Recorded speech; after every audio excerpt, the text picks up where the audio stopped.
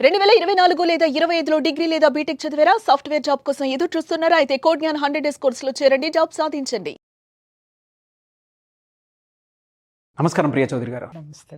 కొంతమంది వాళ్ళ చుట్టుపక్కల ఉండేటువంటి వాళ్ళు నైబర్స్ని కానివ్వండి, ఫ్రెండ్స్ని కానివ్వండి, ఎవరో తెలియని వ్యక్తులను కూడా బాగా పలకరిస్తారు, రిసీవ్ చేసుకుంటారు, వాళ్ళకి ఏదైనా కావాలంటే చేస్తారు. కానీ ఇంట్లో ఉండేటువంటి భార్యని కానీ భర్తని కానీ బయట వాళ్ళని చూసుకున్నంత బాగా, పలకరించినంత బాగా, రిసీవ్ చేసుకున్నంత బాగా ఇక్కడ నువ్వు భార్య భర్త ఇద్దరు ఎవరో ఒకళ్ళనే అడుగు. ఎందుకనంటే వీళ్ళ తత్వం వేరు, వీళ్ళ తత్వం వేరు. నువ్వు మహిళలు తీసుకుందాం, ఎందుకంటే మేలుని తీసుకో, తర్వాత విమెన్ తీసుకో. లేదులేండి, చాలా మంది ఇది ఫేస్ చేసేటువంటి వాళ్ళు ఉన్నారు. నాకు కామెంట్ బాక్స్లో కూడా మెసేజ్ పెట్టిన వాళ్ళు ఉన్నారు, ఇన్స్టాలో కూడా మెసేజ్ పెట్టిన వాళ్ళు ఉన్నారు, కాబట్టి అడుగుతున్నాను. కొంతమంది సఫర్ అవుతూ ఉంటారండి. అంటే బయట వాళ్ళందరినీ బాగానే పలకరిస్తారు కదా, నా దగ్గరకు వచ్చేటప్పటికి ఏమైంది ఆ ఎనర్జీ కానీ, ఆ మాటలు కానీ, ఇంట్లో వచ్చినప్పుడు కూడా తిరిగి బయట వాళ్ళు ఫోన్ చేస్తే వాళ్ళతో అంత ఎనర్జెటిక్గా మాట్లాడతావు కదా, నాతో ఒక పావు గంట స్పెండ్ చేయడానికి ఏమైంది, ఒక 5 నిమిషాలు మాట్లాడడానికి ఏమైంది అని చెప్పేసి అడుగుతూ ఉంటారు మహిళలు. అంటే భర్త దగ్గర నుంచి ఆ ప్రేమను కోరుకుంటూ ఉంటారు. ఎలా అంటే ఈ వ్యక్తిత్వాన్ని ఏ విధంగా తీసుకోవాలి అసలు? బాధ్యత రాహిత్యం అంటాను నాగరాజ్ గారు. నీకు ఇంట్లో నీ భార్య నీకు ఎంతో సహకరిస్తేనే నువ్వు బయట అంత ఎనర్జెటిక్గా పనిచేసి నువ్వు ఇంటికి వస్తున్నావు. ఆ ఎనర్జీని ఇచ్చేటటువంటి వ్యక్తి ఎవరు? నీ ఎనర్జీ ఎవరు? నీ భార్య. ఫస్ట్ అది గుర్తించు. నీ ఎనర్జీ, నీ పాజిటివ్ ఎనర్జీ ఎక్కడి నుంచి తెచ్చుకుంటున్నావో నువ్వు ఆ భాండాగారాన్ని గుర్తించు. అది మర్చిపోయి ఈ పెద్ద మనిషి ఏం ఫీల్ అవుతాడు అనంటే, నేను గొప్ప, ప్రపంచంలో నేను గొప్పోడి కింద కనిపించాలి, ప్రపంచంలో నేను చాలా పాజిటివ్ ఎనర్జెటిక్గా ఉన్నట్టుగా ఉండాలి, చాలా మంచివాడిని అనిపించుకోవాలంటే పాజిటివ్ ఎనర్జీకి లో ఉన్నానని చూపించుకోవడమే అనమాట. కానీ వెదవాయ్ నీకు ఇచ్చేటటువంటి, నీలో నుంచి వచ్చేటటువంటి ఆ పాజిటివ్ ఎనర్జీ ఎక్కడి నుంచి వస్తుంది అనంటే, నువ్వు ఇంట్లో ఎన్ని దాష్టికాలు చేసినా నోరు విప్పనటువంటి నీ భార్య, లేకపోతే నువ్వు ఎంత హింసించినా, ఎంత ఇది చేసినా తెల్లారేసరికి ఇట్లా దులుపుకొని నీకేం కావాలో ఒక తల్లిలాగా, నీకేం సపర్యలో శారీరకంగా, మానసికంగా, ఆహారం పరంగా ఒక తల్లిగా చూసుకొని, ఒక భార్యగా చూసుకొని, ఒక స్నేహితురాలుగా చూసుకొని నిన్ను హ్యాపీగా నిన్ను బయటికి పంపిస్తుంది. అరే నీ ఎనర్జీ ఎక్కడుందో ఆ ఎనర్జీకి నువ్వు ఒక ఎనర్జీ నువ్వు అది గుర్తుపెట్టుకో. ఫస్ట్ అది గుర్తించడం మానేసి ఈ పెద్ద మనుషులు ఏం ఫీల్ అవుతారంటే, నాగరాజు గారు నేను గొప్ప, నాలో ఉంది ఎనర్జీ మొత్తము. భార్య అనగానే ఒక చిన్న చూపు అనేది వస్తుంది. కారణం ఏంటి అనంటే, ఆడదంటే గౌరవం లేకపోవటం నాగరాజు గారు. మళ్ళీ మీరు అనొచ్చు, బయట ఆడవాళ్ళ దగ్గర వీళ్ళు బాగానే గౌరవంగా ఉంటారు కదండి అని. నటిస్తారు, నటన కొందరిలో, అందరిలో అని నేను అనను, కొందరిలో. సరే, అందరిలో కాదు కొందరిలో అని చెప్పేసి అంటూ ఉన్నారు కదా. ఎందుకంటే ఆ టైప్ ఆఫ్ మెంటాలిటీకి ఒక మనిషి రావడానికి కారణం ఏమీ ఉంటుంది అంటారు అసలు? ఎందుకు అహంభావం నాగరాజు గారు. భార్య దగ్గరికి వచ్చేసరికి భర్తలో ఒక విధమైనటువంటి అహంభావం. ఎందుకంటే నేను గొప్పోడిని, నేను హుంకరిస్తే తప్ప, నేను చేదరించుకుంటే తప్ప, నేను దరిద్రాలు వెదజల్లితే తప్ప నా ఇంట్లో నా ఆడది అణిగిమణిగి ఉండదు అనేటటువంటి ఒక నీచమైనటువంటి ఆత్మన్యూనత భావంతో బతికేస్తాడు ఈ జీవుడు. అందుకోసం అని చెప్పేసి ఆవిడ దగ్గర ఇవన్నీ ఏమి ఉండవు ఆయనకి. అర్థమైందా మీకు? క్లియర్గా చెప్పాలంటే అదే. ఏంటి అనంటే, నేను ఎంత నీచంగా నేను నా ఇంట్లో ఉంటే అతను ఏమనుకుంటాడు, ఇవన్నీ క్వాలిటీస్ అనుకుంటాడు. ఏది? గంభీరంగా ఉండడం, కోప్పట్టం, విసుక్కోవడమో, లేకపోతే ఆమె నోరు మోయించేయడమో, లేకపోతే అలగడమో, ఇవన్నీ ఇతనుకున్న క్వాలిటీస్ అనుకుంటాడు. కానీ ఇతనుకున్న దరిద్రాలు అనేది గుర్తిస్తే ఒక భర్త ఎంత దరిద్రంగా తన భార్య దగ్గర, కుటుంబ సభ్యుల దగ్గర బిహేవ్ చేస్తున్నాడో అర్థమవుతుంది. నేను ఎప్పుడు చెప్తాను ఒక్కటి ఏంటి అనంటే, ఆడైనా మగైనా ఈరోజు ఆడవాళ్ళు కూడా మగవాళ్ళతో సమానంగా బయటకు వస్తున్నారు, ఉద్యోగాలు చేస్తున్నారు, వ్యాపారాలు చేస్తున్నారు, పని చేస్తున్నారు, సంపాదిస్తున్నారు, ఇంటికి వెళ్తున్నారు.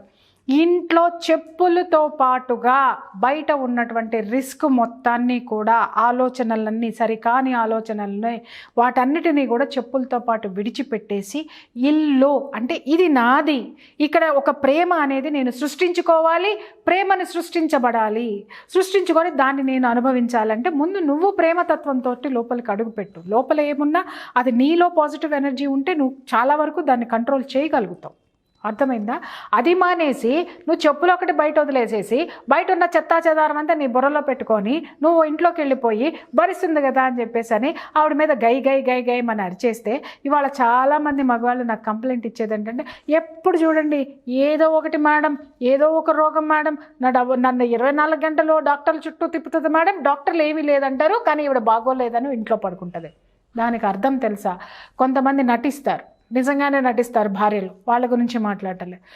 అసలు రోగం ఏంటనేది బయటికి కనిపించదు, కానీ వీళ్ళు ఎప్పుడు ఇల్నెస్ తోటి ఉంటారు. కారణం ఏంటి అని అంటే మీ ప్రేమ అనేటటువంటి మెడిసిన్ వాళ్ళకి లేదు. ఆ యొక్క ఎనర్జీని మీరు వాళ్ళకి ఇవ్వడం లేదు. ఆ ఎనర్జీ వాళ్ళల్లో ఎప్పుడైతే లోపిస్తుందో జీవోత్సవంలాగా శరీరము మనస్సు మారిపోతుంది. ఎప్పుడైతే ఆ శరీరం మనస్సు మారిపోతుందో ఆటోమేటిక్గా ఈ యొక్క వేదన, ఈ డిప్రెషన్ ఏదైతే ఉంటుందో శరీరంలో ఉన్నటువంటి ఏదో ఒక భాగం మీద, ఏ భాగం బలహీనంగా ఉంటే, ఏ భాగం స్వీకరించడానికి రెడీగా ఉంటే ఆ భాగం మీద పడుతుంది.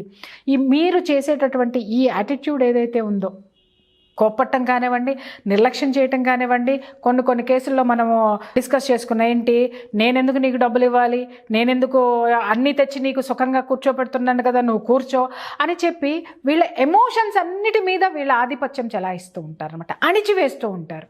ఆ అణిచివేత ఎక్కి ఎప్పుడైతే భార్య గురి అవుతుందో ప్రత్యామ్నాయంగా బయటకు వచ్చేటటువంటిదే డిప్రెషను. ఆ డిప్రెషన్ అనేది ఏ డాక్టర్ స్టెథోస్కోప్కి కానివ్వండి, ఏ స్కానింగ్లో కానివ్వండి, ఏ ఎంఆర్ఐలో కానివ్వండి, ఏ బ్లడ్ టెస్ట్లో కానీ దొరకదు. మనిషి మాత్రం ఇల్నెస్కి గురి అవుతుంది. మనిషి కాదు ఇల్నెస్కి గురైంది, మనస్సు. మీరు ఆ మనసుకి కావాల్సినటువంటి ప్రేమను అందించండి. ఆటోమేటిక్గా మనసు ఎప్పుడైతే ఆ ఎనర్జీని తీసుకుంటుందో, ప్రేమ అనేటటువంటి ఎనర్జీని తీసుకుంటుందో, లోపల ఆ యొక్క లవ్ హార్మోన్స్ అనేవి, ఎమోషన్స్ అనేవి రిలీజ్ అవుతాయి. ఎప్పుడైతే మనిషిలో ఆ యొక్క ఆక్సిటోసిన్ అంటారనమాట దాన్ని, ఆ ఆక్సిటోసిన్ అనేటటువంటి హార్మోన్స్, డోపామిన్, సెరటోనిన్ అనేటటువంటి హార్మోన్స్ మీరు ఇచ్చేటటువంటి ప్రేమ ద్వారా ఈ భార్యలో కానీ భర్తలో కానీ వస్తాయి. అవి ఎప్పుడైతే వచ్చినాయో ఆవిడ మీరు ఒక 10 రోజులకు ఒకసారి తిట్టనివ్వండి, లేదా ఒకరోజు విరుచుకు పడనివ్వండి, దాన్ని తట్టుకునేటటువంటి కెపాసిటీ, ఈ సామర్థ్యము ఆ శరీరానికి వస్తుంది. మీరేం చేస్తున్నారు? మీరు రాటము మీ అరుపులతోటో, కేకలతోటో, విమర్శలతోటో, చీదరించుకోవడంతోటో ఆమెలో ఉన్నటువంటి ఆ పాజిటివ్ ఎనర్జీస్ అయినటువంటి ఆ హార్మోన్స్ రిలీజ్ చేసేటటువంటి ఆ డోపామిన్ కానివ్వండి, సెరటోనిన్ కానివ్వండి, ఆక్సిటోసిన్ కానివ్వండి, ఇవన్నీ కూడా మెల్లమెల్లగా చంపేస్తూ ఉంటారు, మీరు తగ్గించేస్తూ ఉంటారు. ఎప్పుడైతే అవి తగ్గిపోతూ ఉంటాయో బాడీలో రోగనిరోధక శక్తి తగ్గిపోతుంది. రోగనిరోధక శక్తి తగ్గిపోగానే first mentally they are depressed. తర్వాత ఆ డిప్రెషన్ పెరిగి శరీరంలో ఏదో ఒక అవయవం మీద అటాక్ చేస్తుంది. క్యాన్సర్ కంటే దారుణం అదే. క్యాన్సర్ కూడా అందుకే వస్తుంది నాగరాజ్ గారు. ఆల్మోస్ట్ డిప్రెసివ్ మెంటాలిటీ ఉన్నటువంటి పేషెంట్స్లో కూడా కిడ్నీ ప్రాబ్లం కానివ్వండి, లివర్ కానివ్వండి, ఇంకొకటి కానివ్వండి, ఇవన్నీ కూడా వచ్చేది అక్కడే. వీటన్నిటినీ కూడా మనము పారామీటర్ తోటి కొలవలేం, డాక్టర్ స్టెథోస్కోపులతోటో లేకపోతే సైంటిఫికల్ టెస్టులతోటో కొలవలేం. కేవలం ప్రేమతో మాత్రమే కొలవగలము.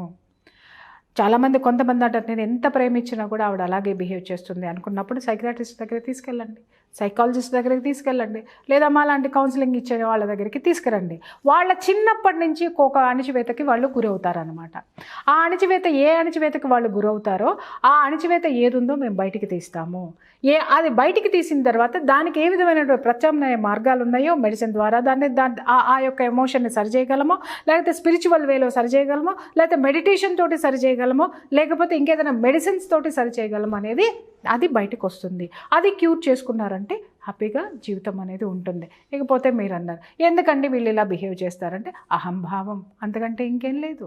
భార్య అంటే చులకన, భార్య అంటే పడి ఉండాలి అంటే బయట ఎక్కడ అయినా మీరు అన్నారు కదా అందరితో నవ్వుతూ మాట్లాడుతూ ఉంటారు కదండి అని, ఇంట్లో బిహేవ్ చేసిన బిహేవియర్ బయట మాట్లాడితే వాడు దేకడం, రెండోసారి చూడడం, మొహం అటు తిప్పుకొని పోతాడు. కాబట్టి ఇక్కడ మొత్తం అంతా కూడా ఆ ఎనర్జీస్ అన్నిటినీ తెచ్చిపెట్టుకుని, ఆ ఇంట్రెస్ట్ అంతా తెచ్చిపెట్టుకుని సమాజంతో ఉంటాడు. సమాజంలో ఉన్నటువంటి పరిచయాలన్నీ టెంపరీ. నీ యొక్క మూడ్స్ మీద ఆధారపడి ఉంటే వాడి మూడ్ మీద ఆధారపడి ఉంటుంది. అందుకని వీడేం చేస్తాడంటే ఎదుటివాడికి నేను ఇందాక చెప్పినటువంటి ఆక్సిటోసిన్, ఆ సెరటోనిన్, ఆ డోపామిన్, ఈ ఎనర్జీస్ అన్నీ నింపుతాడు అనమాట వాడి పట్ల సహృద్భావం ఏర్పడడానికి. బట్ ఇంటికి వచ్చిన తర్వాత వాడికి ఆ ఎమోషన్స్ తోటి వాడికి ఏం పని ఉంది, ఎందుకంటే కట్టుబానిస కదా భార్య. అది కొట్టినా తిట్టినా ఏం మాట్లాడినా ఉంటుంది. ఈ మధ్యకాలంలో ఇంకొకటి జనాలు ఏం మాట్లాడి ఉంటే ఉండు పోతే పో, ఉంటే ఉండు పోతే పో అంటున్నారు. ఉన్నా పోయినా నువ్వు అనేవాడు ఏదో ఒక రోజు పోతావు. పోయే రోజు ఇవన్నీ తలుచుకున్న రోజున క్షమాగుణం అనేది దాంట్లో నిన్ను నువ్వు క్షమించుకుంటానికి ఏ విధమైనటువంటి ఆసరా ఇంత కూడా దొరకదు. అప్పుడు ఇదే డిప్రెషన్తో, నువ్వే డిప్రెషన్ అయితే నువ్వు ఇంతకు ముందు ఉన్న వాళ్ళకి మిగిల్చావో, పోతూ పోతూ అదే డిప్రెషన్తో నువ్వు పోవాల్సి వస్తుంది. ఎందుకంటే నువ్వేమిచ్చావో తిరిగి అదే వస్తుంది. 4 రోజులు వదిలేసి వెళ్ళిపోతే తెలుస్తుంది. ఇప్పుడు 4 రోజులు వదిలేసి వెళ్ళినా కూడా తెలవట్లేదు నాగరాజు గారు. స్విగ్గీలు ఉన్నాయి కదా, హోటల్స్ ఉన్నాయి కదా, తర్వాత వినండి యాప్ల్లో కొడితే డాక్టర్లు కూడా పరిగెట్టుకొస్తున్నారు కదా, అందరు ఇంటికే వస్తున్నారు కదా. కాకపోతే వీళ్ళు తెలుసుకోవాల్సింది ఏంటి అని అంటే, అర్ధరాత్రిళ్ళు ఎంతమంది గుండెపోటుతో ఎందుకు చనిపోయారో ఒక్కసారి తెలుసుకోండి. పక్క గదిలో ఉన్న వాళ్ళను కూడా లేపేటటువంటి ఫ్రాక్షన్ ఆఫ్ సెకండ్స్లో ప్రాణాలు పోతాయి. అప్పుడు ఉండాల్సింది ఎవరు? మన పక్కన మన భార్య, మన పక్కన భర్త, మన పక్కన భార్య, మన జీవిత సహచరులు మాత్రమే మనల్ని ఆ నిమిషంలో అప్పటికప్పుడు మనల్ని ఆదుకొని అలర్ట్ అయ్యి మనల్ని సేవ్ చేసేది. అదొక్కటి, ఆ జీవిత సత్యం తెలుసుకుంటే చాలు నాగరాజ్ గారు. Thank you so much Priya Chowdary గారు. Thank you. సుమన్ టీవీలో మీ పర్సనల్ అండ్ బిజినెస్ ప్రమోషన్స్ కోసం కింది నెంబర్కి కాంటాక్ట్ చేయండి.